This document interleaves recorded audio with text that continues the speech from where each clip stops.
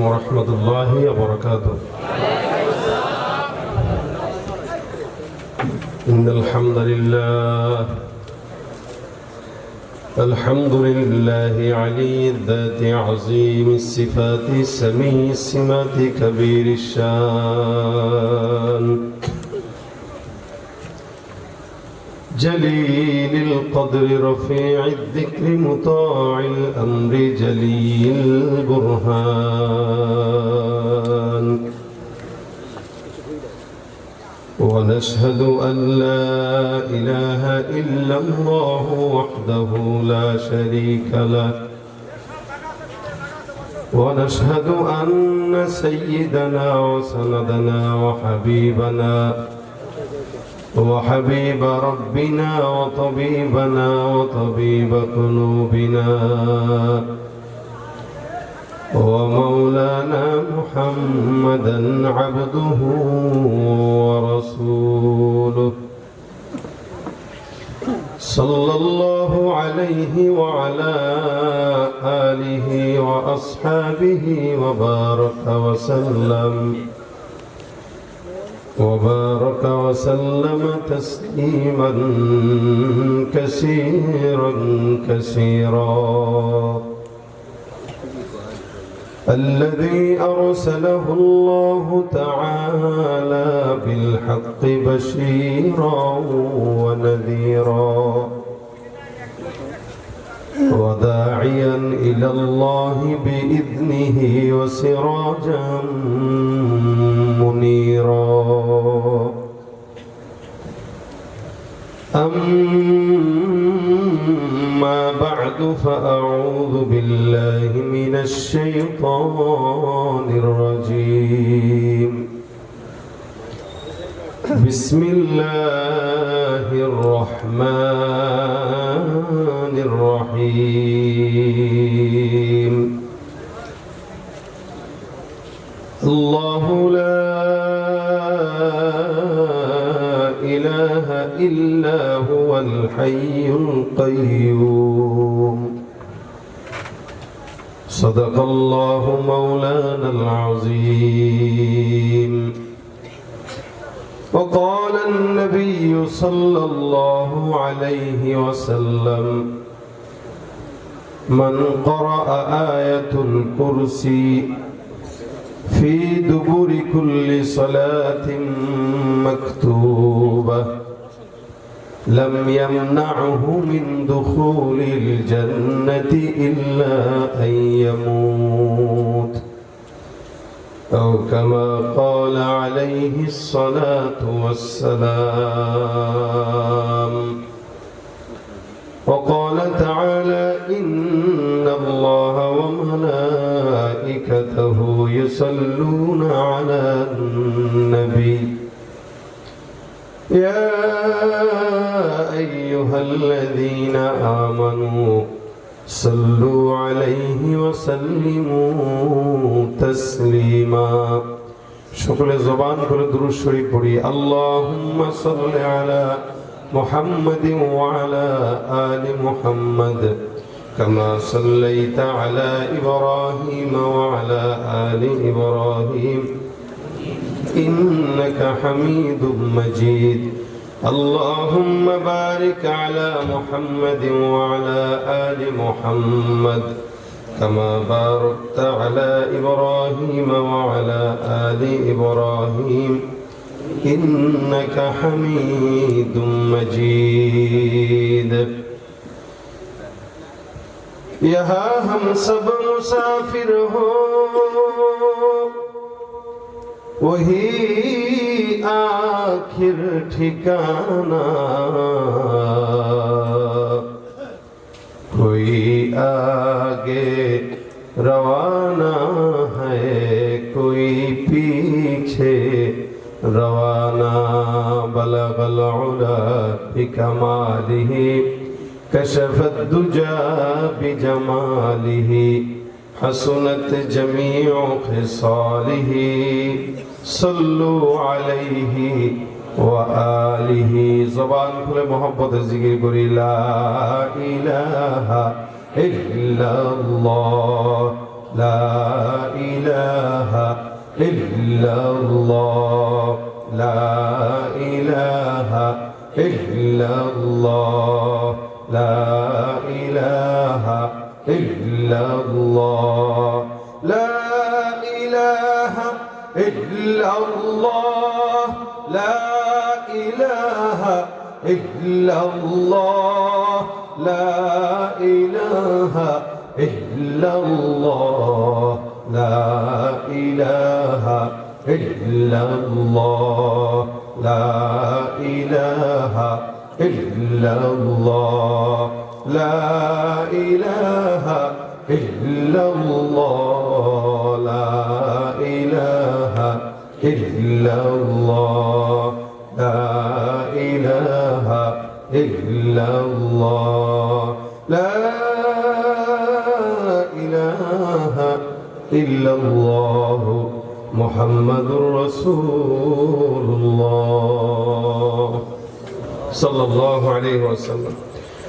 আলহামদুলিল্লাহ, আনন্দনগর পূর্বপাড়া তাকওয়া জামে মসজিদের উদ্যোগে আয়োজিত আজকের বার্ষিক ইসলামী সম্মেলনের সম্মানিত দিনপ্রিয় ইসলামপ্রিয় ভাইরা, আল্লাহ পাক রব্বুল আলামিনের দরবারে লাখো কোটি শুকর ও সুজুদ যে রব্বে কারীম আজকের এই দিনী মজমায় আমাদেরকে একত্রিত হয়ে আসার বসার তৌফিক এনায়েত করেছেন। কালিমাতুশ শুকর আদায় করি, সকলে বলি আলহামদুলিল্লাহ। যতগুলো মানুষ আছেন, স্বতঃস্ফূর্ত আওয়াজ যদি আপনাদের থাকে, আপনাদের সর্বোচ্চটা আমাকে দেওয়ার চেষ্টা করবেন ইনশাআল্লাহ। আওয়াজ শুধু এই পাশ থেকে আসছে, এই পাশ থেকে আসলে পিছনের ওয়ালারা তো চিন্তা করছে সব দায়িত্ব আপনাদের, ওরা আজকে কথাও বলবে না, ভাতও খাবে না। এই যে এখন আওয়াজ এখান থেকে আসতেছে, মানে এরা কথা বলতে পারে না, পারে? এই পাশ ওয়ালারা কথা বলতে পারে? কথা বলতে পারলে তো আমার শুনাইতে হবে, বুঝাইতে হবে। আমি আলোচনা করতে আইসা আমি যদি ঘুমায় ঘুমায় কথা বলি, আপনারা মানবেন এটা? আপনি আমারে যদি না শোনান তা আমি তো এটা মানবো না। আমি যেমন আওয়াজ দিব, আপনিও আওয়াজ দিবেন, দুইজনের আওয়াজে আজকের এই প্রোগ্রাম প্রাণবন্ত হবে। খেলোয়াড় খেলা খেলে, মাঠের দর্শকের কাছে শুধু দেখা কি কাজ আছে? গোল গোল দেখ না, দিছে না দিছে বলে কিনা ভাই, এটা তার বলা দরকার কি? আনন্দের ঠেলায় বলে, এবং তার উৎসাহতে বলওয়ালা আরো বেশি গোল দেওয়ার ফিকির করে। আপনাদের উৎসাহ পাইলেই না ওয়াজ হবে, দুইটা গজল হবে। উৎসাহ যদি না পাই, আমার এত ঠেকা পড়ছে না, আমি ভাঙা গলা নিয়ে আরো গলা ভাঙতে চাই। সুতরাং আপনারা আওয়াজ দিবেন, স্বতঃস্ফূর্ত থাকবেন, আমিও চেষ্টা করবো গোল কেমনে দুই একটা বেশি দেওয়া যায়। এই আওয়াজটা এখন হয়েছে, এটা শেষ পর্যন্ত থাকবে। কারা কারা জওয়ান আছেন হাতটা তুলে দেখায় দেন। মাশাআল্লাহ। ভবিষ্যৎ এমপি শুনলাম, এমপি পদপ্রার্থী ইসলামী আন্দোলন থেকে। আলহামদুলিল্লাহ, আপনাদের আওয়াজ যদি থাকে, আপনাদের দ্বীনের প্রতি মহব্বত যদি থাকে, টুপিওয়ালা পাগড়িওয়ালারা ক্ষমতায় চলে আসবে ইনশাআল্লাহ। তাহলে আওয়াজটা তো বুঝাইতে হবে যে আমরা আপনাদের পক্ষে আছি, ঠিক না? তো ওনার বয়স মোটামুটি ভালোই হয়েছে। আমি বলছি যুবকরা হাত তোলেন, তো উনিও হাত তুলছে, তার মানে উনি নিজেরা বুড়া মনে করে না, ঠিক না? বুড়া মনে করলে কাজ করা যায় না, আর নিজেকে জোয়ান মনে করলে দেখেন না 60 বছরেও বিয়ে করে, নিজেকে কি মনে করে? কথা কয় না, ওই বুড়াই নিজেকে জোয়ান মনে করে। এই কারণে আরে মিয়া চামড়া গোছাইতে পারে, অন্তরের বয়স 18। আমাদের চামড়া গোছাইতে পারে, ইমানের বেলা আমাদের বয়স 18, ঠিক কিনা? আওয়াজ হবে তো? লিল্লাহে তাকবীর, লিল্লাহে তাকবীর। লড়াইয়ের ওই ময়দানেতে যেতে তোমাকে হবে, প্রয়োজনে সব রক্তটুকু জমিনেই ঢেলে দেবে। লড়াইয়ের ওই ময়দানেতে যেতে তোমাকে হবে, প্রয়োজনে সব রক্তটুকু জমিনেই ঢেলে দেবে। তবুও তোমায় লড়তেই হবে, মানিবে না পরাজয়। তবুও তোমায় লড়তেই হবে, মানিবে না পরাজয়। বিপ্লব মানে জীবন দেয়া বসে থাকা নয়, সে কোনো দিন আসবে না রে করো যদি বিপ্লব মানে জীবন দেয়া সে কোনো দিন আসবে না রে আসবে বিজয় রক্ত আর জীবনের বিনিময় আসবে বিজয় রক্ত আর জীবনের বিনিময় বিপ্লব মানে জীবন দেয়া বসে থাকা নয় সে কোনো দিন আসবে না রে করো যদি কোথা থেকে কোন ভিনদেশি শকুন আমার দেশে এসে সেবার নামে বসলো জুড়ে মীর জাফরের বেশে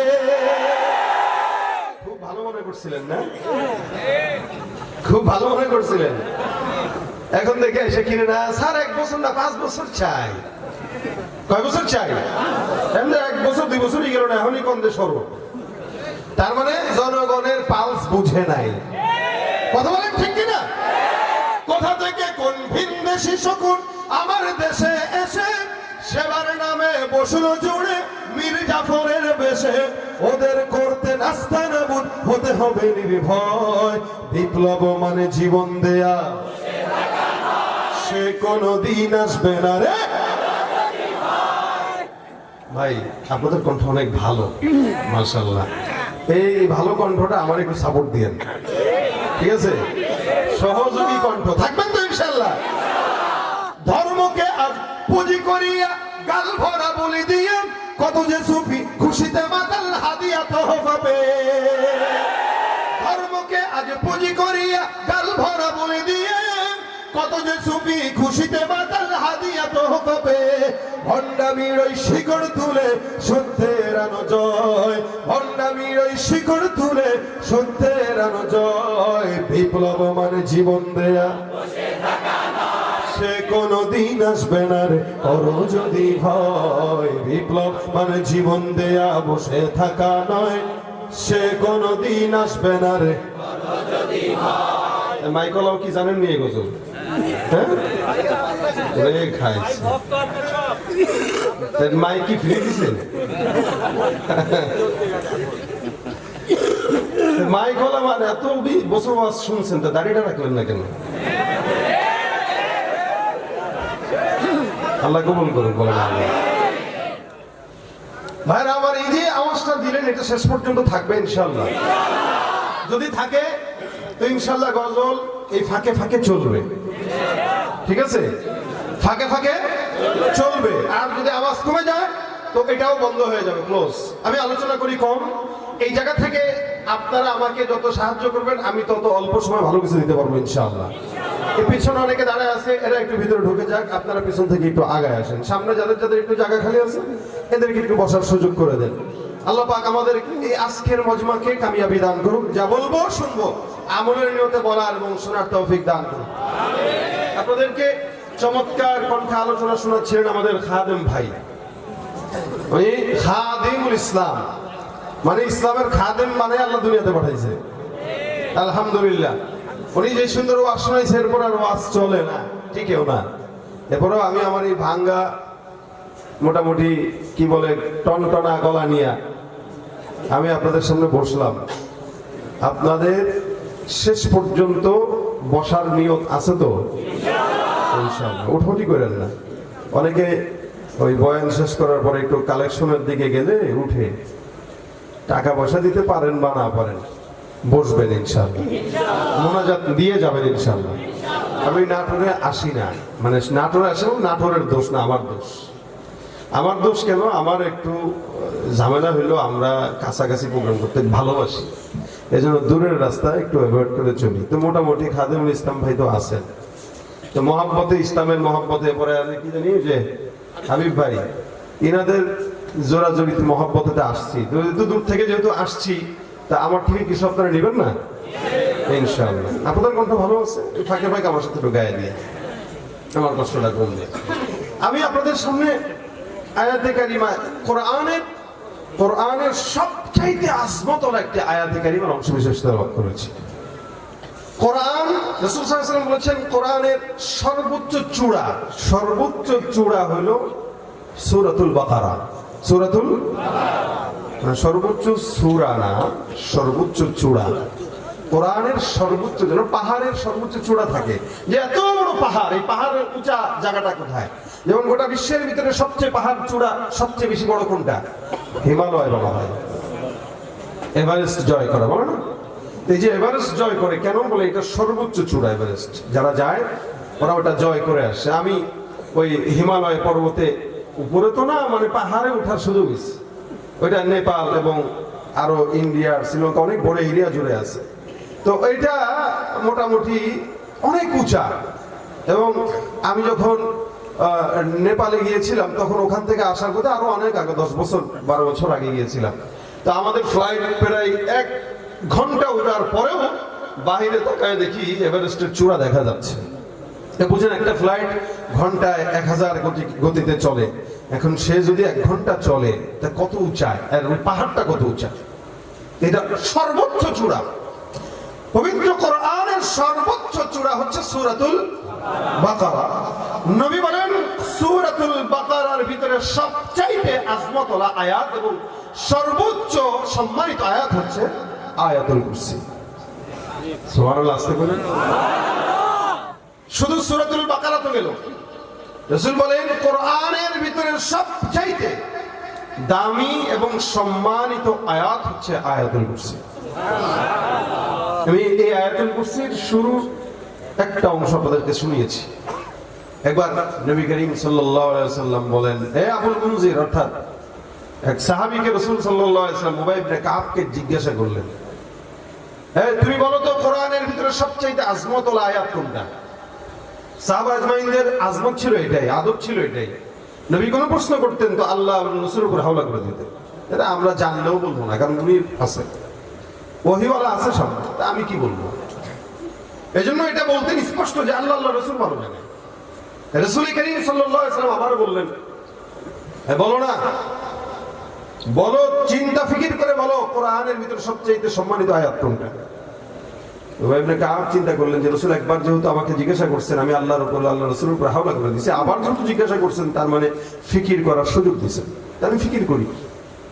উনি কিছুক্ষণ চিন্তা করলেন, চিন্তা করে বলতেছেন, ইয়া রাসূলুল্লাহ, আমার কাছে মনে হয়, আমি জানি না, তবে আমার কাছে মনে হয় আল্লাহু লা ইলাহা ইল্লা হুয়াল হাইয়ুল কাইয়্যুম সূরা বাকারার এই আয়াতটা আল্লাহ পাকের কাছে এবং কোরআনের ভিতরে সবচেয়ে সম্মানিত আয়াত। নবী করিম সাল্লাল্লাহু আলাইহি ওয়াসাল্লাম হযরত উবাই ইবনে কাবের বুকের ভিতরে এমন একটা, মাশাআল্লাহ, মানে এটা কি, আমরা যখন কেউ ভালো কিছু পারে আমরা কি বলি? শাবাশ। রাসূল এমন করে একটা বুকে একটা আঘাত দেন, শাবাশ, তোর ফিকির তো উত্তম ফিকির।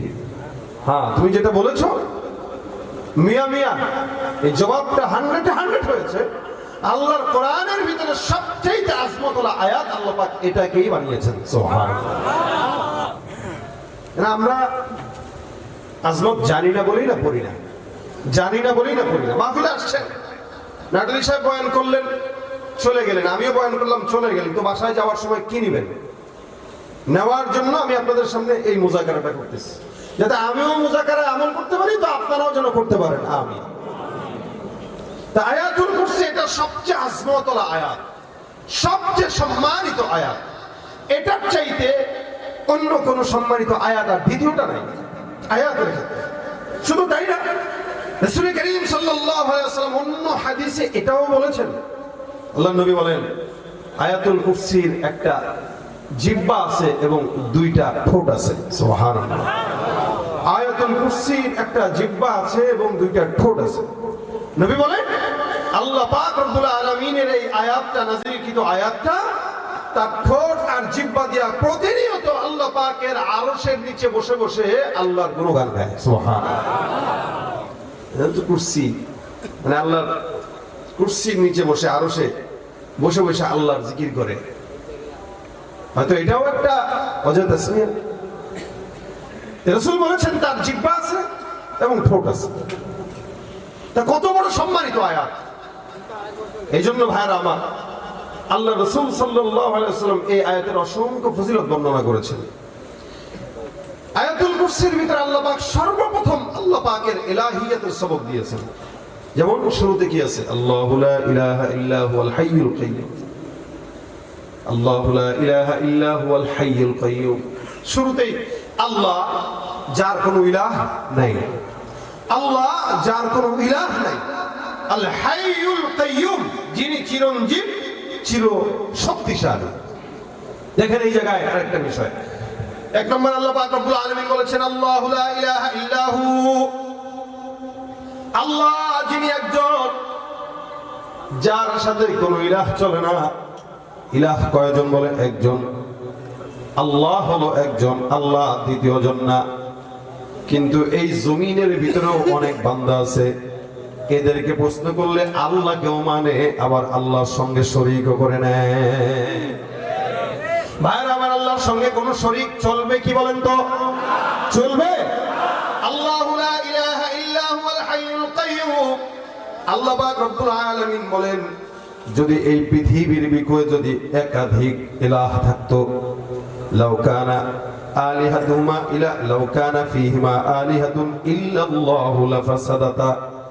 আল্লাহ পাক রব্বুল আলামিন অন্যত্র আয়াতের মধ্যে বর্ণনা করেন, যদি আসমান আর জমিনের মধ্যে লাউ কানা ফীহিমা, এই আসমান আর জমিনের মধ্যে যদি অন্য কোনো ইলাহ থাকতো, লাফাসাদাতা, এরা ইলাহগুলা সবাই মিলেমিশে জমিনটাকে ধ্বংসের দিকে ঠেলে দিয়ে নিয়ে যেত। লাউ কানা ফীহিমা আলিহাতুন ইল্লাল্লাহু লাফাসাদাতা। আমার আল্লাহ পাক রব্বুল আলামিন বলেন, জমিন আর আসমানের ভিতরে দ্বিতীয় কোন যদি ইলাহ থাকতো, আল্লাহ পাক রব্বুল আলামিন বলেন, ইলাহ যদি একাধিক থাকে, ওই এলাকা টিকতো না, পৃথিবী টিকতো না, আসমান টিকতো না, জমিন টিকতো না। যেহেতু ইলাহ একজনের বেশি যদি থাকতো, একজন বলতো না না এখন বৃষ্টি হবে, আরেকজন বলতো না এখন বৃষ্টি হবে না। আমি আল্লাহর পাশে যদি আরেকজন কোন ইলাহ থাকতো, ওই ইলাহটা বলতো না এখন আমি বৃষ্টি দিব, আর আমি বলতাম না না এখন বৃষ্টি দিলে ক্ষতি। আবার যদি কোন ইলাহ থাকতো, ওই ইলাহ বলতো না এই এলাকার ভিতরে রহমত দাও, আমি বলতাম না দিও না। এরকম ভাবে গাছের মালিক যে থাকতো, সে বলতো এই জায়গায় গাছকে হওয়াবো, আমি বলতাম না হওয়ানো দরকার নেই। এই যে শীত আসবে আসবে আসে না, ইলাহ যদি একাধিক থাকতো, এরা বলতো না না এখন শীত দিয়া দাও, কুয়াশা দিয়া দাও, আমি বলতাম না কুয়াশার সময় এখন আসে নাই, আরো 1 মাস পরে কুয়াশা আসবে, শীত আসবে। আল্লাহ বলেন, যদি জমিন আর আসমানের মধ্যে একাধিক কোন ইলাহ থাকতো, আর আল্লাহ পাক রব্বুল আলামিন বলেন, এই আসমান আর জমিনটাকে তারা ধ্বংস করে দিত। এই জন্য ইলাহ কয়জন? জোরে বলেন কয়জন? এই ইলাহকে একজন যে আছে এটা সবাই বিশ্বাস করে, কিন্তু আল্লাহর সঙ্গে অন্য কাউকে শরীক করে নেয়। আমার আল্লাহ পাক রব্বুল আলামিন কোরআনে অন্য জায়গায় বলেন, ডাক দিয়া লাইন সালতাহুম মান খালাকাহুম লা ইয়াকুলুনাল্লাহ। যারা আল্লাহর সঙ্গে অন্য কাউকে শরীক করে নেয়, তাদেরকে যদি প্রশ্ন করা হয় তাদেরকে সৃষ্টি করেছেন কে, তারা বলেন আল্লাহ। আল্লাহ পাক রব্বুল আলামিন বলেন, ওয়ালা ইন সালতাহুম মান খালাকাস সামাওয়াতি ওয়াল আরদা লা ইয়াকুলুনাল্লাহ। আল্লাহ পাক রব্বুল আলামিন ডাক দিয়া বলেন, ইহুদি নাসারা খ্রিস্টান বেঈমানদেরকে প্রশ্ন করো, আরে আসমান আর জমিন বানাইছে কে? এরা এক বাক্যে বলবে আল্লাহ। এদেরকে যদি প্রশ্ন করা হয়, লা ইন সালতাহুম মান খালাকাস সামাওয়াতি ওয়াল আরদা লা ইয়াকুলুনাল্লাহ, আসমান বানাইলো কে, জমিন বানাইলো কে? এদেরকে প্রশ্ন করা হওয়ার সাথে সাথে তারা বলবে আল্লাহ। আসমান বানাইলেন আল্লাহ, জমিন বানাইলেন আল্লাহ, পাহাড়ও বানাইলেন আল্লাহ, সমুদ্র বানাইলেন আল্লাহ। কিন্তু এরা আল্লাহকেও মানে, আবার আল্লাহর সঙ্গে অন্য কাউকে শরীকও করে নেয়। আমার আল্লাহ পাক রব্বুল আলামিন অন্যত্র জায়গায় ডাক দেয়া বলে, ইহুদি নাসারার হালত হইল, এরা বলে ওয়াকালাতিল ইয়াহুদু উযাইরুন ইবনুল্লাহ ওয়াকালাতিন নাসারাল মাসীহ ইবনুল্লাহ। আমার আল্লাহ পাক রব্বুল আলামিন বলেন, ইহুদিরা আল্লাহকেও মানে, নাসারারা আল্লাহকেও মানে। আচ্ছা বলেন তো, আমরাও তো আল্লাহকে মানি, ইহুদি নাসারার আল্লাহকে মানা আপনার আমার আল্লাহকে মানার ভিতরে পার্থক্য আছে না নাই? ইহুদিরাও বিশ্বাস করে আল্লাহ একজন, নাসারারাও বিশ্বাস করে আল্লাহ আছে, কিন্তু তারা আল্লাহর সঙ্গে আবার অন্য কাউকে শরীক করে নেয়। ইহুদিরাও আল্লাহর সঙ্গে অন্য কাউকে শরীক করে নেয়। আল্লাহ পাক বলেন, ওয়াকালাতিল ইয়াহুদু উযাইরুন ইবনুল্লাহ, এরা আল্লাহকে মানে আবার বলে উযাইর হলো আল্লাহর সন্তান। নাউযুবিল্লাহ। হযরত উযাইর আলাইহিস সালামকে তারা আল্লাহর সন্তান বানায় দেয়। আবার আল্লাহ পাক ডাক দিয়া বলেন ওয়াকালাতিন নাসারাল মাসীহ ইবনুল্লাহ, নাসারা বলে ঈসা হলো আল্লাহর সন্তান। আমার আল্লাহ পাক রব্বুল আলামিন বলে তারাও মানে তোমরাও মানো, তাদের মানার ভিতরে তোমাদের মানার মধ্যে পার্থক্য কোথায়? আল্লাহ পাক বলেন তোমরা বলো কুল হুয়াল্লাহু আহাদ আল্লাহুস সামাদ। আমার আল্লাহ কয়জন বলেন না, কয়জন? আমার আল্লাহ পাক যে একজন, এতে কোনো সন্দেহ আছে নাকি? হে মুসলমান, ইহুদি নাসারাও মানে আবার আল্লাহর সঙ্গে শরীক করে, গাছকেও শরীক করে, মাছকেও শরীক করে, আসমানের সূর্যকেও শরীক করে না। এর কারণে যারা আসমানের সূর্যের পূজা করে, গাছের পূজা করে, আগুনের পূজা করে, চন্দ্রের পূজা করে, সূর্যের পূজা করে, আল্লাহ পাক রব্বুল আলামিনের বান্দা যারা ঈমানদার, এরা আল্লাহকে মানে, লেকিন আল্লাহর সঙ্গে আর জমিনের কাউরে শরীক করে না। শুধু তাই নয়, এই আল্লাহকে মানতে যায় যদি জীবন দেওয়া লাগে, আল্লাহর কসম, এক আল্লাহকে মানতে যায় জীবন দিতে রাজি, তবু কুফরি করতে রাজি না। এটাই তো আমাদের ঈমান, ঠিক কিনা জোরে কোন? আমাদের ঈমানের জন্য আমরা লড়াই করতে রাজি আছি না নাই? যদিও বলে জঙ্গি, তারপরেও করব কি করব না? ইসলামী শরীয়তের জন্য কেউ যদি আমাদেরকে মৌলবাদ বলে, তবুও কি শরীয়তের পিছনে ছুটবো কি ছুটবো না? জন্মের পরে কানে আজান কি দেয়নি, তুমি মৌলবাদী ছাড়া হওনি। জন্মের পরে কানে আজান কি দেয়নি, তুমি মৌলবাদী ছাড়া হওনি। আবার মরণের পরে জানাজা পড়াবে, মরণের পরে জানাজা পড়াবে, তখন কোথায় পালিয়ে যাবি? বিদ্রোহী, বিপ্লবী, মৌলবাদী, কেন জঙ্গিবাদী? বেহায়া নারীর এই কেমন কথা, বোরকা দেখলেই মাথা ব্যথা। আবার পর্দার কথা যখন বলি, তখন বলে ফতোয়াবাজি। বিদ্রোহী, বিপ্লবী, মৌলবাদী, কেন জঙ্গিবাদী? ঠিক কিনা? মানবো কয়জনকে? এর ছাড়া কাউরে না। আমাদেরকে তো খাওয়ায় আরেকজন, পড়ায় আরেকজন। এই আপনারা দেখবেন, আমি আরো 7-8 বছর আগে ইন্ডিয়াতে প্রোগ্রামে গিয়েছিলাম। তো ওখানে যাওয়ার পরে এক জায়গায় দেখি সামনে মূর্তি। সকালবেলা কিছু লোক আসলো, খিচুড়ি, ফুল, চন্দন, মিষ্টি, ফল ফলাদি প্লেট দিয়ে তাদের সামনে বসায় রাখলো। আমার বিকেলবেলা দেখলাম ওটা নিয়ে, ওটা আবার তারা গেলে গেলে খাইতেছে পাশে বসে বসে। একজনকে জিজ্ঞাসা করলাম পাশে, ভাই এটা না সকালবেলা দিয়ে গেল, এখন আবার যে খায়, কয় তাদের এটা হলো তাদের দিলের একটা আশা, দিলের একটা অবস্থান, যে মূর্তির সামনে যে জিনিস রাখি সারাদিন, মূর্তির নেক নজর এখানে পড়ে, তো ওইটা খাইলে মনের আশা পূরণ হবে। এই একমাত্র ইসলাম শান্তির, যার কারণে মুসলমানদের ভিতরে এরকম কোনো পাগলামি নাই। হ্যাঁ, মুসলমানদের পাগলামি আছে তার রবের পাওয়ার জন্য, ঠিক কিনা বলেন? কিন্তু এলোমেলো কোনো পাগলামি নাই। এজন্য আল্লাহ বলেছেন এক আল্লাহকে স্বীকার করো। আল্লাহ কয়জন? একজন। লাফাসাদাতা যদি আসতো একাধিক, দুনিয়া ধ্বংস হয়ে যেত। সম্ভবই ছিল না, এক একজন এক একটা বলতো, এবং তো এটা, ও বলতো এটা, এবং তো এটা, আরে ওই কে কাটটা মানবে? তখন দল হয়ে যেত, এই ওই দল, ওই দল, ওই দল। আমাদের দেশে রাজনীতি দল যেরকম আর কি, সবাই চায় ক্ষমতায় আসতে।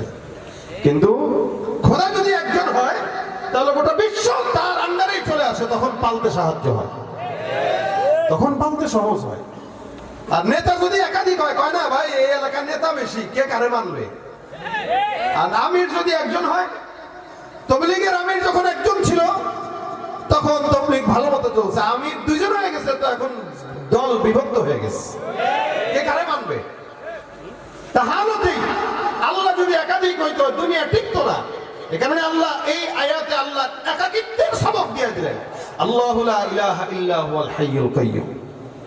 যার কারণে আল্লাহ পাক রব্বুল আলামিন বলেন, এই শোনো, রব তো এমন রব হওয়া যায় যে রবের গুণ থাকবে, যেই রব 24টা ঘন্টা। একাধিক রব আমি দেই নাই। একাধিক রব তখনই দরকার ছিল যখন একজন ঘুমাইতো, আরেকজন চাকরি করতো, ঠিক না?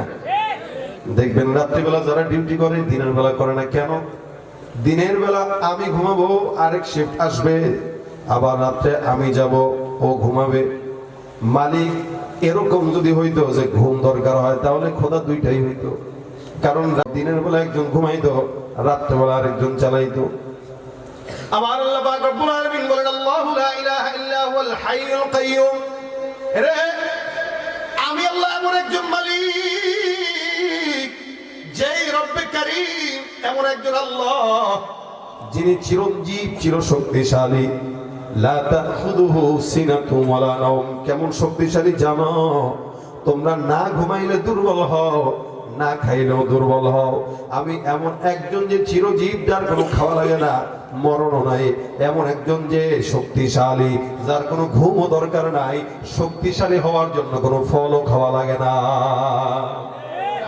আমি দুর্বল না, যার কারণে আল্লাহ পাক রব্বুল আলামিন বলেন লা তাখুযুহু সিনাতুন ওয়ালা নাওম। এরে এমন একজন মালিকের ইবাদত আমরা করি যে আল্লাহ পাক রব্বুল আলামিন তন্দ্রাচ্ছন্ন তো দূরের কথা, ঘুম তো দূরের কথা, তন্দ্রাও হয় না। যদি মালিক দুইজন থাকতো তাহলে আল্লাহ ঘুমাইতেন। আল্লাহ কয় যেহেতু মালিক দুইজন না, আমি যেহেতু একা, কেন দুইজন দরকার নাই, কারণ আমি তো 24 ঘন্টা সজাগ থাকি। দুনিয়ার এলাকার চেয়ারম্যান রাত্রেবেলা ঘুমাইলে এলাকা চলে, মেম্বার ঘুমাইলে গ্রাম চলে, সরকার ঘুমাইলে রাষ্ট্র চলে, সরকার পালায়া গেলেও রাষ্ট্র সুন্দর করেই চলে। লেকিন আমার আল্লাহ তন্দ্রাচ্ছন্ন হইলে ওটা দুনিয়া 1 সেকেন্ডের জন্য চলতে পারে না। লা তাখুযুহু সিনাতুন ওয়ালা নাওম। রে এমন একজন মালিকের ইবাদত করো যে আল্লাহ পাক রব্বুল আলামিন চিরজীব, চিরশক্তিশালী, চির ঘুমন্ত হয় না কোনোদিন, যার শক্তি কোনোদিন শেষ হয় না, সমস্ত কিছুর মালিক যিনি। সব কিছু যারা দেশ মানে, তুমি আমি না মানলেও কি আসমানের ফেরেশতারাও মানে, তুমি আমি না খাইলেও কি আল্লাহ পাক রব্বুল আলামিন জমিনের ভিতরে এমন কিছু প্রাণী আছে যাদেরকে চিরদিন খাওয়ায়। এ মুসলমান, আল্লাহ পাক রব্বুল আলামিনের আসমান আর জমিনের ভিতরে এমন এমন পশু পাখি আছে যারা একদম সমুদ্রের তলদেশে, তাদেরকেও খাওয়ানোর যোগ্যতা তিনি রাখেন। আল্লাহ পাক সমগ্র দুনিয়ার মানুষের মনের চাহত একই সময়ে, একই রকম ভাবে, একই টাইমে কবুল করেও নিতে পারে। এটাই তো যে একই সময়ে, একই টাইমে, একই ভাবে সকলের মনের আশা একই ভাবে পূরণ করতে পারে, একই ভাবে পূরণ করতে পারে, একই ভাবে, তার কোনো ঝামেলা হয় না। এই জন্য আল্লাহ পাক রব্বুল আলামিনের হাবিব বলেন, এ বান্দা, এটা এমন একটা আয়াত যে আয়াতটা বিশাল দাবি কারণে আয়াত আল্লাহ পাক দুইটা নাম দিয়েছেন। অন্য হাদিসে পয়গম্বর বলেন এই নাম দুইটা, যেটা ইসমে আযম, মুফাসসিরিন একরাম বলেন আয়াতুল কুরসিটাকে আল্লাহর নবী সাল্লাল্লাহু আলাইহি ওয়াসাল্লাম ইসমে আযম বানায় দিয়েছেন। এই আয়াতের মধ্যে দুইটা নাম আছে, একটা হলো হাই আর একটা হলো কাইয়ুম।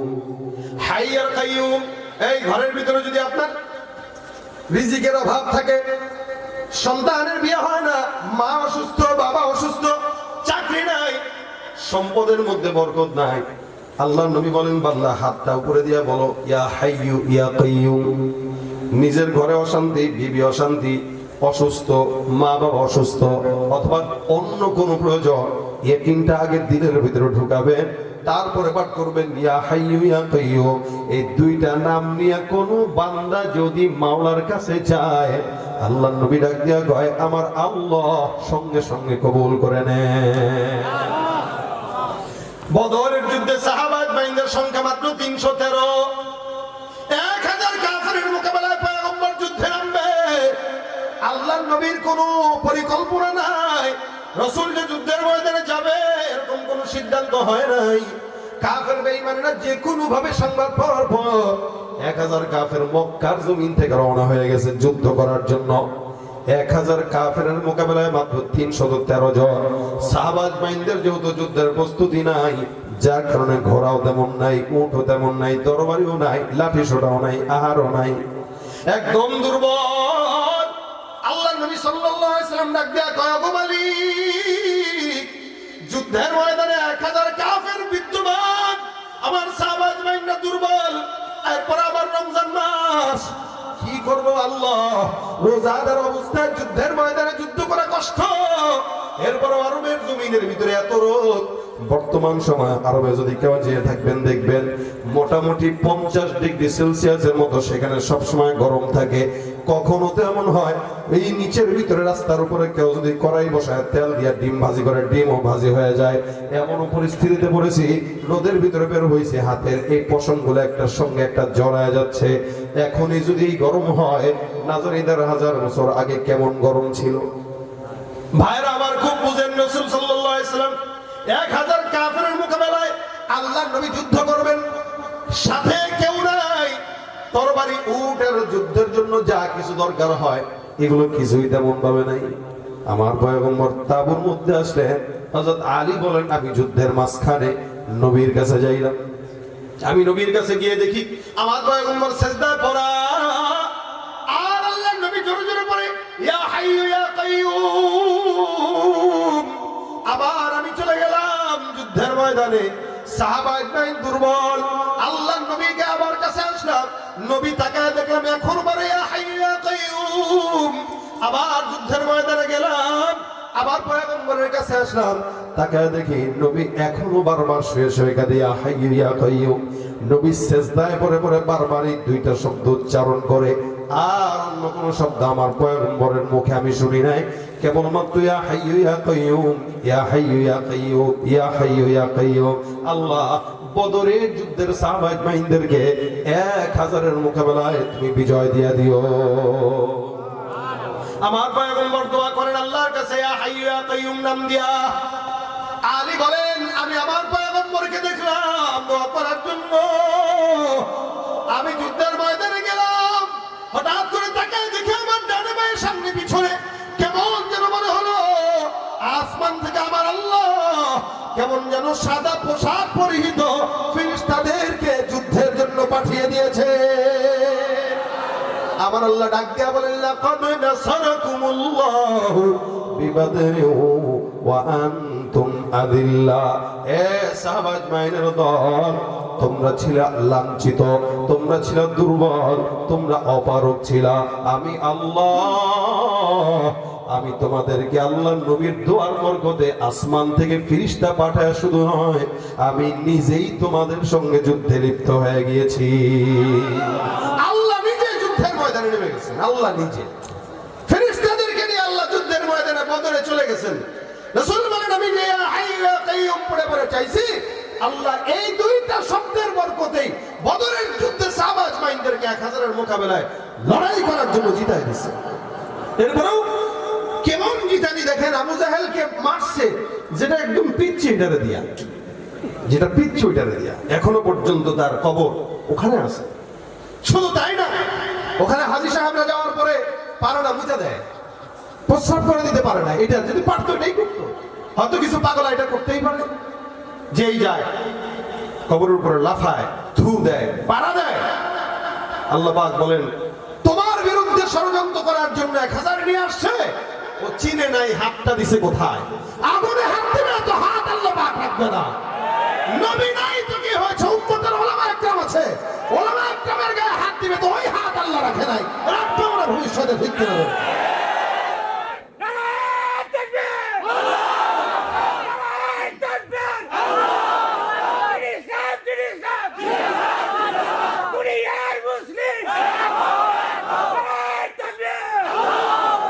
কি হবে আকাশ, কি হবে কিতাবাদির তালিম দিয়ে মাদ্রাসাতে, যদি ওই খোদার কোরআন নিষিদ্ধ হয় আদালতে। কাফনের কাপড় মাথায় ময়দানে আয়, ছুটে আয়, বিলিয়ে দে না তোদের জীবনটাকে। কি হবে বেঁচে থেকে অযথা বিদ্যা শিখে, যদি না গড়তে পারি শোষণবিহীন সমাজটাকে। সাহায্য করেন কে? আল্লাহর কাছে চাইতে গেলে সেই ইখলাস নিয়ে চাওয়া। রাসূল বলেন, ইয়া হাইয়ু ইয়া কাইয়ুম বলে আল্লাহর কাছে চাইবে। ইসমে আজমের মতো কাজ করবে। ইসমে আজম পুরা অনেক বুজুর্গানে দিন যায় নামাজ পানিতে বিছায়া চলে গেছে, যায় নামাজ বাতাসে বিছায়া উঠছে। ইসমে আজম যদি তখন কাজ করে, এখন কেন কাজ করবে না? তখন যেই বাতাস ছিল এখনো সেই বাতাস আছে, লেকিন তখন যে মানুষ ছিল এখন সেই মানুষ নাই। এখন তো মানুষ কিছুদিন পরে নামটাই থাকবে না, সব গরু ছাগল হয়ে যাবে। এখনই তো হাল এরকম, আশেপাশে সব গরু ছাগল আর পাগল ছাগল। কি বলেন আপনারা? সব পাগলের পিছনে দুনিয়া চলতেছে, সব পাগলের পিছনে ক্যামেরা ছুটতেছে, সব পাগলের পিছনে মিডিয়া ছুটতেছে। ভালো মানুষ আর নজরে পড়ে না, কিছুদিন পরে টোকায় পাবেন। আপনি একা ভালো থাকলে আপনি কবেন কিরে এলাকার সব যেহেতু পাগল, তাহলে আমারও পাগল হওয়া লাগবে তাদের ঠেলে। হ্যাঁ, এটাই হবে। দেখবেন পাগলের সামনে আপনি যদি 1 ঘন্টা কথা বলেন, আপনি মনে করবেন যে আপনি নিজে পাগল হয়ে গেছেন। পাশে না, পাশেই না, বুঝে না এরা সবকিছু বলা লাগে পাশেই তো যায় না। একদিন যে বলবেন, এই দোস্ত কেমন আছিস? তোরে আমি মিষ্টি খাওয়াইছিলাম, তুই পছন্দ করছিলি? তুই কি, আমি তোরে কি বললাম আর তুই কি বললি? তো ওইটাই ওইটাই ওইটাই। গান শুনবি? গান দেখেন না, ইউটিউব আর ফেসবুকে ঢুকা যায় না, পাগল ছাগলের গেরা করে। সব পাগল ছাগল হয়ে গেছে, মানুষ আর থাকবে না কিছুদিন পরে। এগুলো কিয়ামতের আলামত। আল্লাহ হেফাজত করে বলে না আমি। আসলেই জামানা যখন খারাপ হয় অথবা দেশের লিডার যখন খারাপ হয়, তো জনগণও খারাপ হয়ে যায়। লিডার খারাপ হইলে জনগণ খারাপ হয়। তো আমাদের লিডার তো 15-16 বছর ছিল সব চোর আর বাটপার গুলা। আমরা যে এখনো মোটামুটি মানুষের স্রোতে আছি, এটাই তো বেশি। এখন সামনে কি হয় তা তো জানি না। সামনেও যদি এই কোয়ালিটির কিছু হয়, তাহলে মনে করবেন কপাল শেষ। কিছুদিন পরে 4 হাত পা দিয়ে হাঁটবেন গরুর মতো, এছাড়া তো আর উপায় নেই। আল্লাহ এই জাতিকে একটা উত্তম ফায়সালা করুক। এদেশের সরকার প্রধান থেকে শুরু করে প্রত্যেকটা নেতৃস্থানীয়দেরকে আল্লাহ পাক নামাজি গোলাম এবং আল্লাহর গোলাম হিসেবে কবুল করেন। তা বলছি, আল্লাহ ছাড়া কোনো ইলাহ নাই। আয়াতুল কুরসির প্রথম সবক আল্লাহ পাক এটা দিয়েছেন। এরপর এটাও বুঝাইছেন, ইয়া হাইয়্যু ইয়া কাইয়্যুম, এই নামের কারণে এটার দাম বেশি। এবং তিনি ঘুমান না, তার ঘুমের প্রয়োজন নাই। আমাদের তো ঘুমের প্রয়োজন আছে না।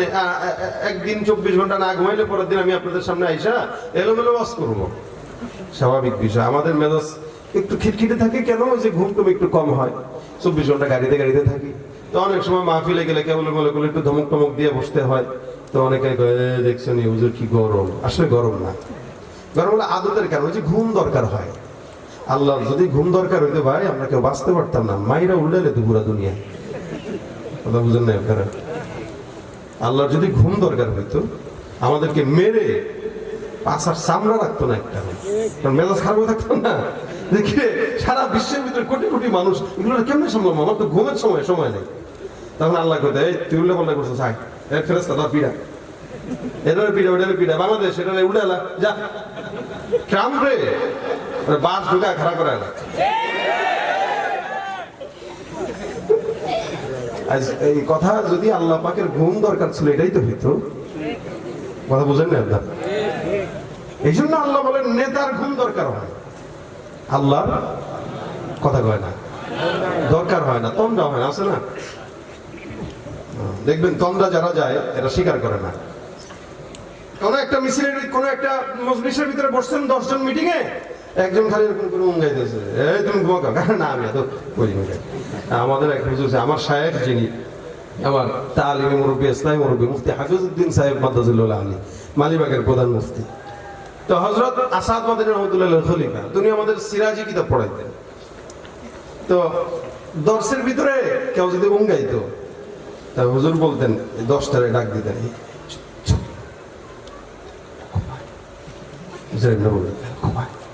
আমরা সবাই তাকাই থাকতাম। এবার আব্দুর রহমান ঘুমাইতেছ না হুজুর? কে তোমরা বলো তো আমি মিথ্যা বলছি? তাকায় দেখে সব তো তাকায় রয়েছে এর দিকে আগ করে। ভাই তন্দ্রা এটা কষ্টের এবং লজ্জার। আল্লাহ ঘুমান তো না, কিন্তু লজ্জার যেহেতু তন্দ্রাও হয়। সুবহানাল্লাহ, তন্দ্রাও হয় না। তন্দ্রা এটা দোষের না, কারণ কেউ যদি নির্বিঘ্নে না ঘুমায়, শুধু তন্দ্রা গেলে উজু ভাঙে না তো। এমনি উজু ভাঙবে? যতক্ষণ আপনি একদম আরামসে না শুয়ে ঘুমাবেন ততক্ষণ উজু ভাঙবে না, এরকম তন্দ্রা গেলে হালকা। তো এটা তো দোষের না, কিন্তু এটাও হয় না। কারণ এটাও যদি মালিকের হয়তো, তো মালিক যে রব, এই জিনিসটা তার সাথে যেত নাই। কারণ আল্লাহ কয় না তন্দ্রা হয় না ঘুম হয়। সুবহানাল্লাহ। এই আয়াতুল কুরসি এরকম দাবি। নবী বলেন, যার কারণে আয়াতুল কুরসি পড়বা, বেশি বেশি পড়বা। এখন আপনাদেরকে প্রশ্ন করি, বলেন তো, জান্নাত আল্লাহ পাক আপনার আমার জন্য রেখেছেন, এটা আমরা চাই কিনা? সবাই চাই। এটা আগে চাই না পরে চাই? তাড়াতাড়ি চাই না দেরিতে চাই? এই নাটোরের রাস্তা দিয়া, এই নাটোরে যদি কেউ আসতে চায়, মনে করেন ঢাকার থেকে আসবে, কেউ চাইলে ওই সিরাজগঞ্জ দিয়ে আসতে পারবে, কেউ চাইলে ওদিক দিয়ে ঘুরে এদিক দিয়ে আসতে বগুড়া দিয়ে আসতে পারবে, কেউ চাইলে রাজবাড়ি দিয়ে ঘুরে আসতে পারবে, আবার কেউ চাইলে রাজশাহী দিয়ে ফ্লাইট নেমে এরপরেও আসতে পারবে। মাকসাদ যদি হয় নাটক, রাস্তা 10টা আছে না নাই? আছে। এখন কোন রাস্তা আসান, কোন রাস্তা কঠিন। তা আল্লাহ পাক রব্বুল আলামিন জান্নাতের হাজারো পথ রেখে দিয়েছেন, কোন পথ সহজ, কোন পথ কঠিন, কোন পথ সোজা, কোন পথ বাঁকা। এর ভিতরে হাজারো পথের ভিতরে অন্যতম পথ নবী করিম সাল্লাল্লাহু আলাইহি ওয়াসাল্লাম বলেছেন, এই খুব শুনেন, নামাজ তো 5 ওয়াক্ত আপনারা পড়েন নাকি? কথা কয় না? অভ্যাস নাই কাদের কাদের হাত তুলেন? না থাকলে কি বলবে? এটা লজ্জার জিনিস বলা যায়। এখন যদি কই ভাই কারা কারা পড়েন, পারলে পাও তুলবে, কারণ আমি ইমানদার, বুঝাইতে হবে না? চোর হইলেও কি হয়েছে, এলাকায় দুর্নীতি করলেও কি হয়েছে? তাই নিজের আমলের সততা অথবা বারাত জাহির করতে সবাই পছন্দ করে, কিন্তু অকাম যে করে এটা মানুষের সামনে করে না, লুকায় করে। নামাজ আমাদের দেশের হালত এরকম। এই যে মসজিদ পূর্ববার তাকওয়া জামে মসজিদ, সুন্দর নাম, তাকওয়া জামে মসজিদ, খুব কম শুনছি এই নাম। এই তাকওয়া জামে মসজিদ মানে ওনারা হয়তো এটার নামের কোনো কারণ ওনারা নাও জানতে পারে, কিন্তু ওই যে দেখেন না কাফিয়ার কিতাব পড়ছেন মুসান্নিফ খালি পেশায় কিতাব লিখছে যে হেও জানতো না এই পেঁয়াজ যে এত বের হবে পরে, ওই পেঁয়াজ দিয়ে আপনাকে মাথা নষ্ট করে। তা আমি একটু পেঁচাই আর কি। তাকওয়া জামে মসজিদ মানে নামাজ পড়তে গেলে তাকওয়াটা দরকার। এখন এখানে যারা নামাজ পড়বে এগুলো সবগুলো মুত্তাকি হইতে হবে, তাহলেই না জান্নাত পাবে। সব নামাজি কি জান্নাতি? যেই নামাজি মুত্তাকি হয়ে তাকওয়া মসজিদে ঢুকে নামাজ পড়বে সে জান্নাতি হবে। কথা কয় না? নামাজের জন্য তাকওয়া দরকার আছে কিনা? আছে। দেখেন রাসূল বলেন 5 ওয়াক্ত নামাজের পরে কেউ যদি মান করা আয়াতুল কুরসি, কেউ যদি আয়াতুল কুরসি পড়ে একদম 5 ওয়াক্ত ফরজ নামাজগুলোর পরে, রাসূল বলেন এই যে দুনিয়া, এই যে জান্নাত, মাঝখানে একটা পর্দা আছে, মৃত্যুর পর্দা। রাসূল বলেন ওই মৃত্যুর পর্দা ছাড়া তাকে জান্নাতে প্রবেশ করতে বাধা কেউ দিতে পারবে না। কেউ বাধা দিতে পারবে না। অর্থাৎ সে মরলো, কাপড় ছিঁড়লো, সোজা জান্নাতে ঢুকে হুরদের সঙ্গে প্রেম করা শুরু করলো। মানে এটা কেন বললাম? বর্তমান সময় প্রেম প্রীতি পরকীয়া একটু বেশি। তারপর যদি করতে মন চায় ওখানে যাই করেন, একটু সার্ভিসটা একটু বেশি দিতে পারবে। এখানে একটু দুর্বল হইলো, ওখানে সার্ভিস বেশি দিতে পারবে না। এবার কি বুঝতেছেন আল্লাহ জানে। বলাবান গুলো হাসে খালি, আল্লাহ বিয়ে শাদী করে নাই কিছু নেই, খালি হাসে ফকিরের দল। তো আল্লাহ পাক জান্নাতে ইনশাআল্লাহ নিয়ে নেবেন। রাসূল বলেছেন মৃত্যু ছাড়া কেউ বাধা দিতে, কথা কয় না, কেউ বাধা দিতে কষ্ট হইতেছে, জিমাইতেছে, হাতটা তুলেন না একটু। লিল্লাহি তাকবীর, লিল্লাহি তাকবীর। বিয়ে শাদী করার ইচ্ছা আছে নি? কারা কারা বিয়ে করে নাই হাতটা তুলো।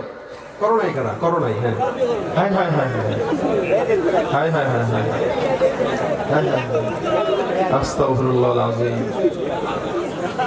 ওই দেখো, ওই যে ওই হাত তুলছে, ওই যে লাল পাঞ্জাবি না হলুদ পাঞ্জাবি, ওটা টুপি মাথায় লাল, মনে হয় 2 বাচ্চার বাপ, এখনো বিয়ে করে নাই। হ্যাঁ, ওই যে একটা চশমাওয়ালা হাত তুলছে, বিয়ে করে না। হ্যাঁ, আজিব অবস্থা। আল্লাহ বিয়ে করার তৌফিক দেখে, অল্প বয়সে না, বাকি সময় হলে বিয়ে করা উচিত। অর্থাৎ মোটামুটি আমাদের অনেক আকাবিররা যারা 18-19 বছর হলেই বিয়ে করে ফেলছেন, আবার অনেকে হেদায়েতুল্লাহ কাফিয়া থাকতেও বিয়ে করছেন। এই জন্য তারা সমস্ত অন্যায় গুনাহ থেকে বাঁচতে পারছেন। আর আমরা বয়স হয়ে যায় 35, কা হুজুর আমার ছেলে এখনো বাচ্চা, বুঝে না কিছু, ওদিক দিয়ে কিন্তু 10টারে পাল্টানো শেষ। এটা যেন না হয়, কারণ জায়গায় জায়গায় এখন পোলাপান এগুলো নিয়ে বসে। সুতরাং অকাম করবো না, লেকিন বিয়ে করব, ঠিক আছে না? বিয়ে করব, হালাল কাজ করব, হারামের দিকে যাব না ইনশাআল্লাহ। আল্লাহ আমাদেরকে হালালের ভিতর সন্তুষ্ট থাকার তৌফিক দান করুন। দেখেন রাসূল সাল্লাল্লাহু আলাইহি ওয়াসাল্লাম বলেন কেউ যদি জান্নাতে যেতে চায়, সোজা জান্নাতে যেতে চায়, ওই ব্যক্তি যেন মান করা আয়াতুল কুরসি ফি দুবুরি কুল্লি সালাতিন মাকতুবা, লাম ইয়ামনাহু মিন দুখুলিল জান্নাতি ইল্লা ইয়ামুত।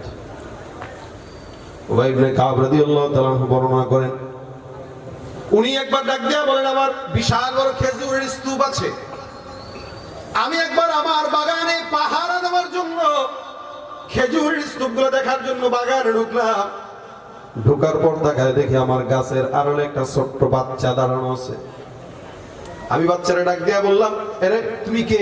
হাত ধরে ফেললাম। তুমি কি জিন্নাতের ভিতরে নাকি শয়তানের ভিতরে? তারা দেখে আমি বুঝে গেলাম যে এটা মনে হয় শয়তান বা জিন হবে। উবাই ইবনে কাব বলে, আমি তার হাত ধরলাম, তাকায় দেখলাম হাতটা হলো কুকুরের হাতের মতো, পায়ের মতো, এবং হাতের ভিতরে যত পশম আছে কুকুরের পায়ের পশম যেরকম ঘন ঘন কালো কালো এরকম। আমি দেখি একটু ভয় পেয়ে গেলাম। তুমি কে? বলে, আমি জিন্নাতের মধ্যে। জিন্নাত এবার আমাকে বলতেছে, এবং সমস্ত জিন্নাতের মধ্যে আমি হইলাম সর্বশ্রেষ্ঠ শক্তিশালী, এটা জিন্নাতিরাই ভালো জানে। উবাই ইবনে কাব ডাক দিয়া বলেন, তাহলে তুমি শক্তিশালী জিন, কেন আমার এই বাগানের মধ্যে ঢুকলা? এবার জিন্নাত ডাক দিয়া বলতেছে, শুনো, তোমার বাগানে এত সম্পদ, এগুলো আমি নষ্ট করার জন্য, বরকত নষ্ট করার জন্য আসছিলাম, কিন্তু তুমি আমাকে দেখে ফেলছো, সাহাবী হওয়ার কারণে আমি তোমার কাছে ধরা খেয়ে গেছি। সুবহানাল্লাহ। আমরা শয়তান ধরছি নি? শয়তান আমগরে ধরে তুলবে না, আমরা ধরবো কখন? চতুর্দিক থেকে শয়তান আমাদেরকে ঘেরাও করে রাখে, ডান দিক থেকে বাম দিক থেকে, সামনে থেকে পিছন থেকে, চতুর্দিক থেকে শয়তানের মাধ্যমে আমরা ঘেরাও। আর সাহাবা আজমাইনরা যেখানেই শয়তান পাইতেন সেখানেই শয়তানকে খপ করে ধরে ফেলতেন। এটা তাদের ঈমানের হালতের কারণে হইতো। উবাই ইবনে কাব ডাক দিয়া বলেন, তুই যে আমার এখানে আসলি, এটা তো মুশকিল, তোরে ধরলাম, এখন তুই বল তোর থেকে বাঁচার কোনো উপায় আছে নাকি? কি করলে তোর থেকে বাঁচা যায়? কোন আমলটা আছে? তুই তো জানোস তুই কোনটা ভয় পাস, ওইটাই তুই আমার শিখাই দিবি, নাহলে তোর সারাসারি নাই। আর ধরছে তোর দুর্বলতা কোনটা তুই বল, তোরে যেন বিপদে তোর খোঁচাইতে পারি, বুঝলেন না? তো দুর্বলতা তুই বল।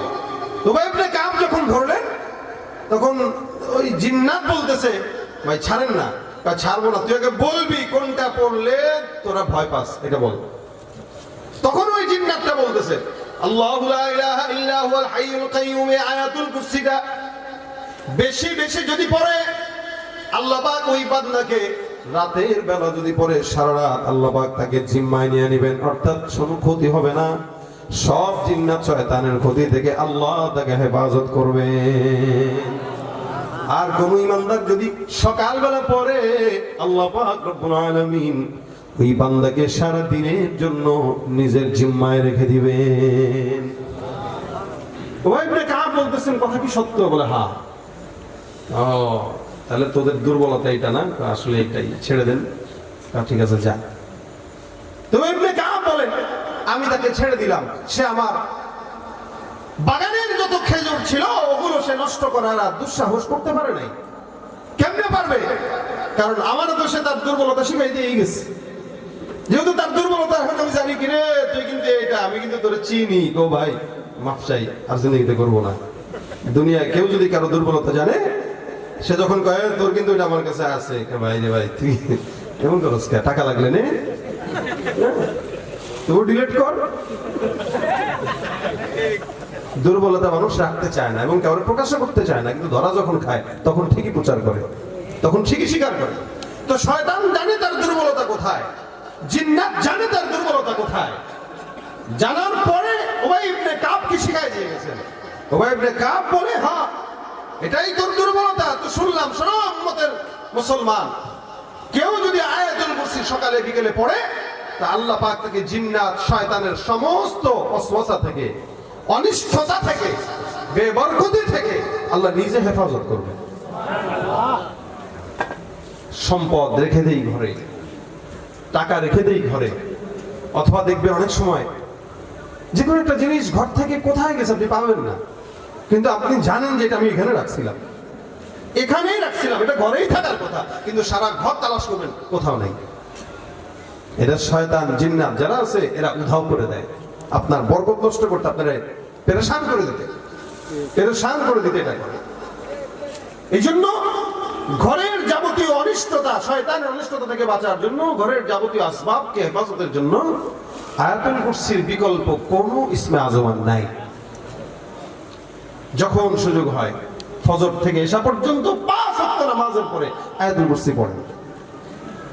শুধু তাই না, বিপদে পড়েছেন ইয়া হাইয়্যু ইয়া কাইয়্যুম বলে আল্লাহর কাছে চান, আপনার যাবতীয় বিপদ আল্লাহ পাক নিজে হ্যান্ডেল করবে, নিজে, অন্য কারো কাছে দিবে না। সুবহানাল্লাহ, আল্লাহ নিজে হ্যান্ডেল করবে। এই কারণে আজকে থেকে নিয়ত করেন যে আমরা আয়াতুল কুরসিটা যতদিন হায়াত আছে 5 ওয়াক্ত নামাজের পরে এটাকে মুখের বুলি বানায় রাখবো ইনশাআল্লাহ। বুলি বানাবো, বুলি, মুখের বুলি বানায় রাখবো, এটা নিয়ত করেন। ছাত্ররা আছেন, ছাত্র ভাইরা পড়েন। ছাত্র ভাইরা তো মাশাআল্লাহ 5 ওয়াক্ত জামাতের সাথে নামাজ পড়তেছে, কোরআন হাদিসের সাথে সম্পর্ক আছে, এদের আমলের জজবা এখনই, এদের আমলের বয়স এখনই। যখন মুদাররিসি জগতে যাবে তখন ব্যস্ততা বাড়বে, আমলের জজবা কমবে। তবে এখন যতটুকু করবে তখন কিঞ্চিত হলেও থাকবে, যদি এখনই না করে তখন কিছুই থাকবে না। এই কারণে করার সময় এটা সবাইকে বলতেছি, আজকে থেকে নিয়ত করবেন আয়াতুল কুরসি 5 ওয়াক্ত নামাজের পরে মুখে লাজম বানাবো ইনশাআল্লাহ, ইনশাআল্লাহ, ইনশাআল্লাহ। আল্লাহ তৌফিক দান করুন, বলেন আমিন। 5 ওয়াক্ত নামাজ কোথায় পড়বেন? মসজিদে। কোথায়? মসজিদে। তাকওয়া মসজিদ, মসজিদে তাকওয়ার সঙ্গে ঢুকবেন, পড়বেন, নামাজের পরে পড়বেন। তাহলেই না আজকের এই মজমা থেকে যাওয়ার পরে বলতে পারবেন যে না, অন্তত এই মজমা এসে একটা জিনিস শিখছি, বলে কি আয়াতুল কুরসি শিখে গেছি। এটা হলো আজকের সবক।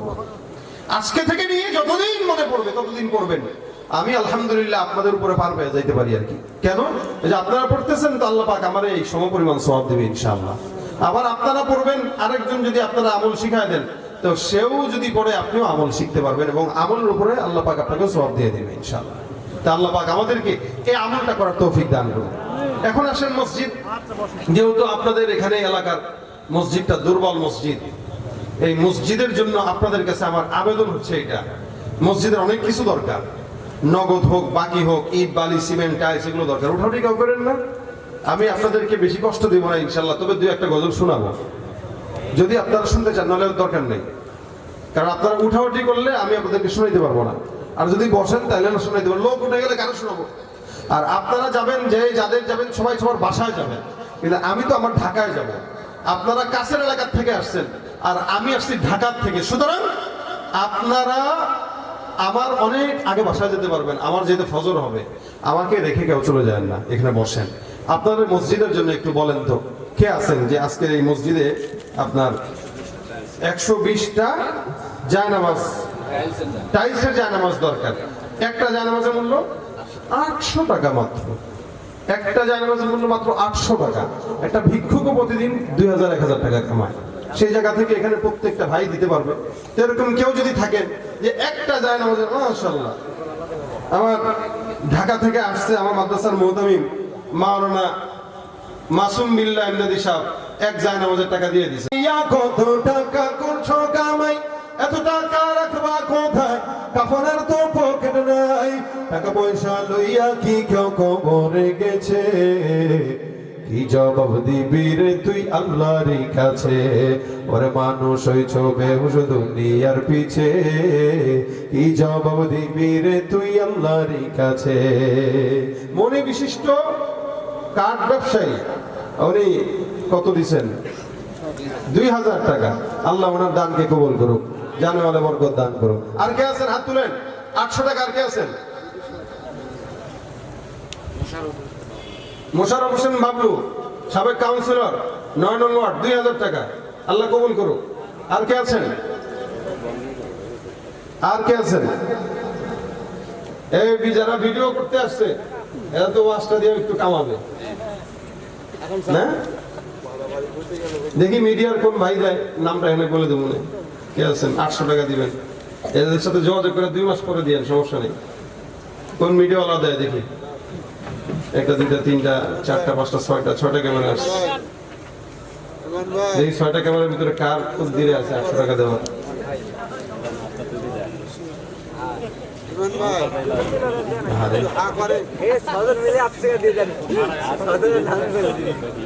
ভুট্টা, ধান, রসুন হয়। কেউ যদি ভুট্টা দিতে চান, ধান দিতে চান, আসলে কালেকশনের জন্য বক্তা আলাদা লাগে। আমি এগুলোর অভ্যাস তেমন নাই, এই কারণে আপনাদেরকে হালকা ভাবে বলতেছি। ভুট্টা, ধান, রসুন এগুলাও দরকার হয়। আপনারা আর এই আমার কালেকশন ভিডিও করে কি করবেন? এইটা ছাড়লে বদনাম আপনারও হবে আমারও হবে। তুমি কি ধরনের বক্তা কালেকশন করতে পারে না। আমরা তো আসলে কালেকশনের জন্য আনি নাই, ওয়াজ করার জন্য আসছেন, ওয়াজ দিয়ে দিচ্ছি, সমস্যা নেই। এখন যেহেতু মসজিদটা আপনাদের সবার, আপনারা একটু হরকত করেন। কেউ যদি ভুট্টা রসুন এগুলো একটু দিতে চান, একটু দেখেন যে আমি 1 মণ ভুট্টা দেবো, 1 মণ রসুন দেবো, এরকম করে হাতটা ওঠান, যার যেটা সহজ হবে সেটা দিবেন ইনশাল্লাহ। কে আছেন একটু হরকত করেন? কে আছেন? কে আছেন?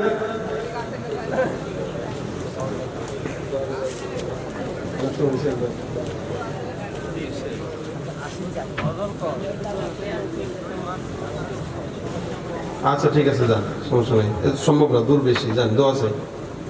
ঠিক আছে, ঘুমান, ঘুমের অনুমতি নিয়ে গেছে। মাশাআল্লাহ, আল্লাহ শান্তিতে ঘুম দেন।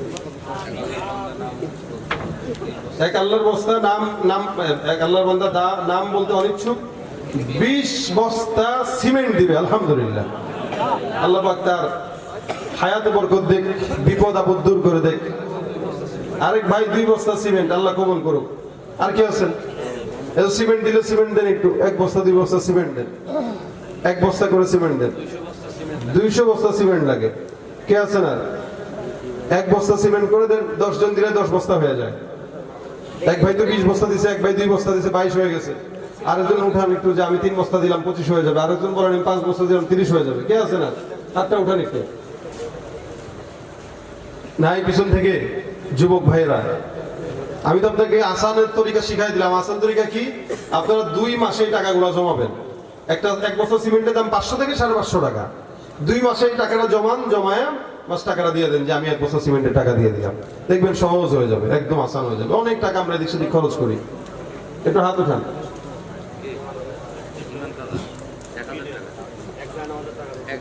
1,000 টাকা। ইমান আলী ভাই, মিডিয়ার নাম কি? এমজি ওয়াজ। আপনারা আমার এই পয়েন্টটি পেয়ে যাবেন। উনি 1000 টাকা দিয়েছেন। আলহামদুলিল্লাহ, আল্লাহ ওনার কাজে বরকত দেখ, আল্লাহ ওনাকে নেক হায়াত দান করে, বলেন আমিন। আর কে আছেন? ডানে ভাই, সামনে পিছনে একটু হাত উঠান।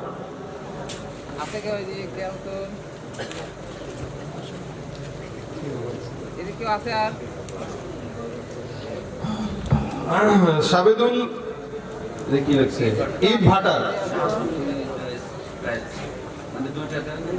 ও আচ্ছা আচ্ছা, কি নাম? সাবেদুল ভাই, উনি 2টা জায়নামাজ দিবে। আলহামদুলিল্লাহ।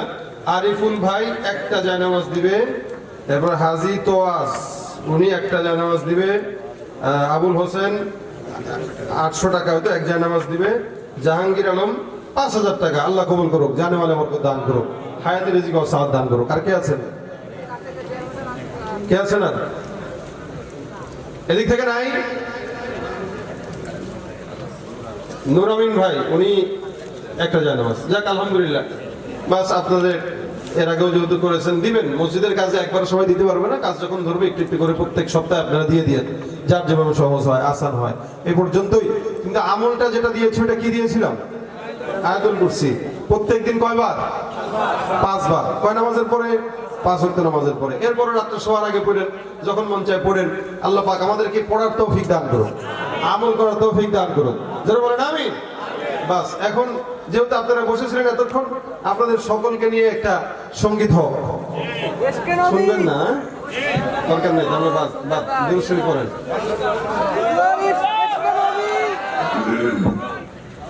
না, ওই যে আওয়াজ তো ঠিক মতো পাই নাই, তা কেমনে শোনাই? আমার সাথে গাইতে হবে, পারবেন?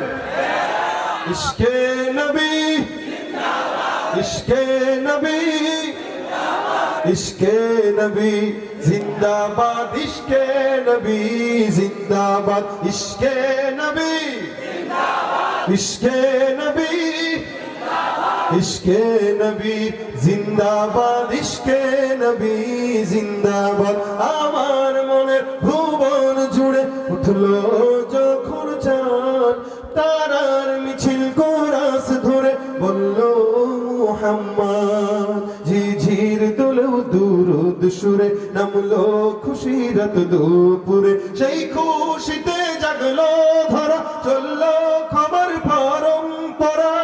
মনের আকাশ টানলো মন দূর মদিনার চাঁদ ইশকে নবী ইশকে নবী ইশকে নবী জিন্দাবাদ ইশকে নবী ইশকে নবী ইশকে নবী জিন্দাবাদ ইশকে নবী ইশকে নবী ইশকে নবী জিন্দাবাদ ইশকে নবী ইশকে নবী ইশকে নবী জিন্দাবাদ ইশকে নবী জিন্দাবাদ ইশকে নবী জিন্দাবাদ ইশকে নবী জিন্দাবাদ ইশকে নবী জিন্দাবাদ আর কেউ আসছেন নতুন দিয়েছেন এরকম